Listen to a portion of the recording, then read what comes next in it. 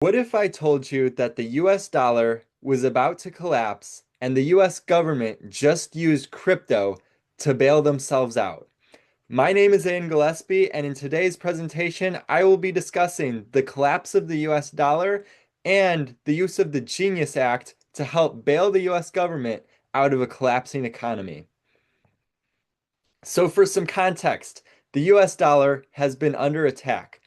For basic economics, we need to understand that the value of the US dollar is determined by supply and demand. If supply goes up, the value goes down. If demand goes down, then the value goes down. The supply has rapidly been increased and the demand has rapidly decreased, which has led to an exponential decay on the US dollar. The supply can largely be determined by the how much the government is printing money, and then the demand can be largely accounted for by the buying and selling of U.S. treasuries. And lots of foreign nations have been selling U.S. treasuries, which has been leading to a fast decay in the dollar. So here is a year-to-date chart of the DXY showing the collapse of the US dollar. The dollar is down just under 10% year to date. It's been 7 months into the year, and the dollar is already down almost 10% on the DXY chart. Obviously, supply and demand. The supply of the US dollar has been decreasing significantly, and the demand has been decreasing significantly. Let's get into why this is. So, why the demand for the US dollar has declined? Lots of it has been because of foreign nations have been selling US treasuries. For example, China. There have been lots of geopolitical tensions with the trade war with China. Part of it could be because China has wanted to retaliate against the US in this trade war, which has led them and incentivized them to sell US treasuries. Part of it may also be because they want to decrease their reliance on the US as there are increased tensions between the US and China when this trade war was largely in effect. And that potentially threatened the China because it imposed a possible threat that the US could eventually sanction Chinese held treasuries. Additionally, China wanted to help save their currency, the yuan. Selling the US treasuries could give China extra money to help buy back the yuan, and this would help to prevent an immediate collapse of the yuan and help strengthen their currency. Another country that heavily owns US treasuries and has been selling heavily is Japan. Why has Japan been selling US treasuries? Largely because of the disaster of their carry trade. So essentially, what Japan was doing, they were borrowing yen at 0% interest rates. They would convert this money into other currencies and invest that money overseas, essentially giving them free profit. However, there's a problem with this. It only works if interest rates stay down and the yen stays weak. Now, why does the yen have to stay weak? Well, if the yen strengthens as you are invested overseas, you essentially invested a weaker currency and then you have to sell what you invested in to buy back your yen, to buy back the original currency. But now that currency has strengthened, so you bought back a stronger currency than you originally invested with. So you essentially lost your money on the trade because you bought with a weaker currency and then you bought back into that currency when it was stronger. Japan did always have a weak currency.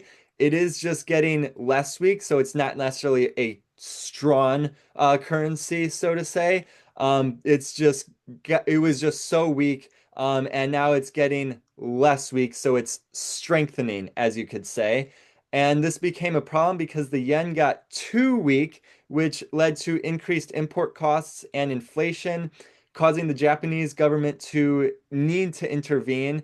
And how did they intervene? Well, they sold US treasuries to buy back yen in order to strengthen the Japanese currency so that the yen didn't get too overly weak. Additionally, Japanese bonds used to be perceived as safe. However, now investors are starting to see a little bit more risk and now want interest to take on this newly perceived risk of bonds. So now this carry trade is not working at all because, as I mentioned before, it only works if interest rates stay down and the yen stays weak. Well, the yen got to the point where it was so weak that the government had to intervene to strengthen the yen. So that doesn't work with the carry trade anymore. And now there's also a perceived risk in holding bonds. So interest rates are no longer staying down. And the Japanese carry trade is no longer working because these two factors have completely shifted. And because of that, because the yen was getting so weak, the Japan was selling U.S. Treasuries to buy back yen. So lots of the demand for the U.S. dollar has gone down because of China and Japan selling U.S. Treasuries. So what happens when foreign nations or others sell U.S. Treasuries? Well, it forces interest rates up. If you sell US Treasuries, it's going to devalue the bond, which are going to increase the interest rates. So, for example, for easy math, let's just say that you bought a $100 bond that pays you $4 in 1 year. That's a 4% interest rate. Now, that same $100 bond that pays you that $4 gets devalued, and now it's worth an $85 bond, paying you that same $4 per year, and now it's at a 4.7% interest rate. So selling US Treasuries is going to devalue the bond, forcing interest rates up. Why is that a problem? Well, higher interest rates equals more printing. Higher interest rates means that the cost of borrowing increases because you have to pay a larger interest on your debt. So if the cost of borrowing money increases, well, you need to print more money to pay off the debt. That's what the US government's been doing. So another way that you can help to kind of bring down interest rates is still by printing more money. So you could potentially sell off US Treasuries.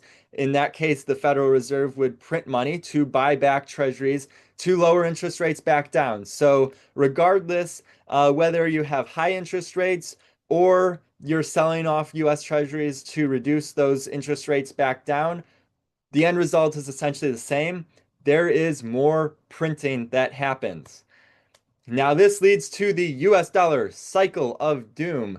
More printing leads to a devaluation in the currency, which leads to less faith in the US economy, which causes people to sell off treasuries. Additionally, as mentioned before with China and Japan, foreign nations may also be selling treasuries for different reasons. If they have a weak economy or have escalating tensions with the US, they may be inclined to sell US treasuries as well, which only makes this cycle of doom even worse.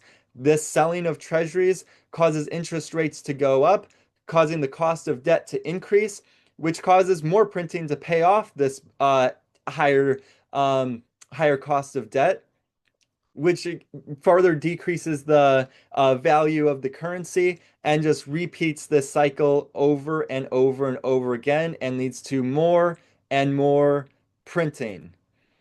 Now let's get into the Genius Act and how this was an attempt to buffer the selling of US Treasuries. So, what was the Genius Act? Essentially, it was designed to provide clarity and trust in stablecoins, which would lead to an increased inflow of capital into stablecoins. Now, stablecoins are largely backed by cash and US Treasuries.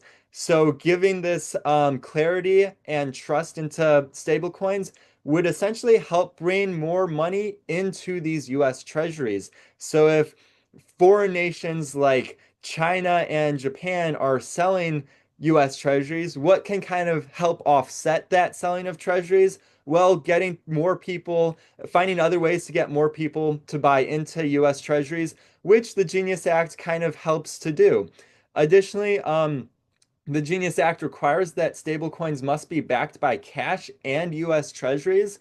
And certain stablecoins have held certain percentages of their reserves in alternative assets like Bitcoin, and they may no longer be compliant based on the Genius Act requirements. So it may force more money into US Treasuries because other assets are no longer going to be allowed because of the Genius Act. So it's going to force more capital into the US Treasuries.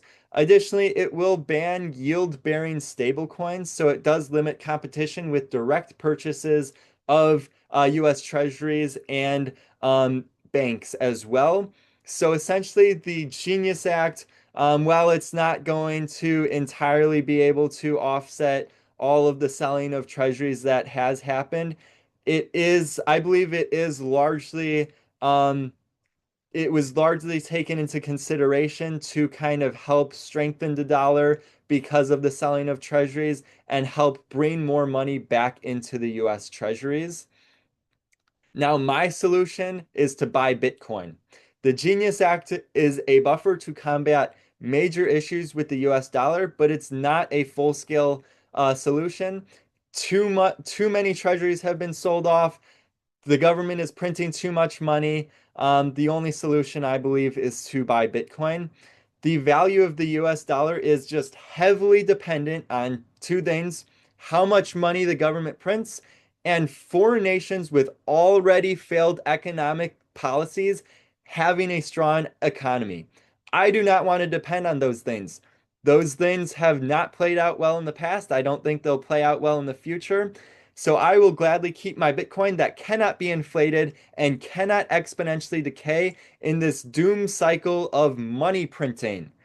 That is all I have for you guys. Thank you so much for watching. If you like this video, if you like the content I've been putting out, please consider liking and subscribing to support my work and to support this channel.